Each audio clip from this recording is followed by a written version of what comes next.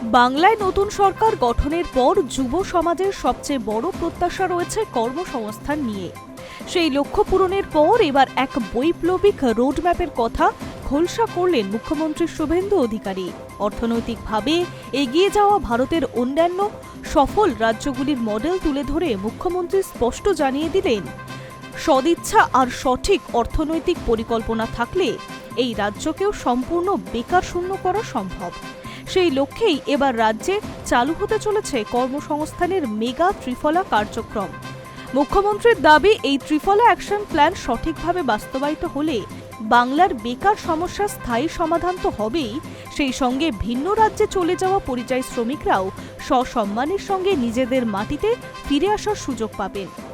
অন্যান্য সফল রাজ্যগুলির উদাহরণ টেনে মুখ্যমন্ত্রী জানান, যে সমস্ত রাজ্যে আজ বেকারত্ব প্রায় শূন্যের কোঠায় নামিয়ে এনেছে, তারা মূলত তিনটি নির্দিষ্ট প্রক্রিয়ার ওপর ভর করেই এই লক্ষ্যে পৌঁছেছে। প্রথমটি হচ্ছে স্বচ্ছ সরকারি নিয়োগ ও মেধার মূল্যায়ন, দ্বিতীয়টি ব্যাংকিং রেভলিউশন ও ঋণে ভর্তুকি, তৃতীয়টি ভারী শিল্প। মুখ্যমন্ত্রী স্পষ্ট করে দিয়েছেন, এই তিন ধরনের প্রক্রিয়া একসঙ্গে চললে রাজ্যের অর্থনৈতিক বিকাশ কেউ রুখতে পারবে না। একদিকে যেমন ঘরের ছেলেরা নিজের রাজ্যেই কাজ পাবেন, তেমনি যুবকদের পরিযায়ী তকমা ঘুচে তারা বাংলায় ফিরলে রাজ্যের অভ্যন্তরীণ রাজস্ব বা রেভিনিউ বৃদ্ধি পাবে।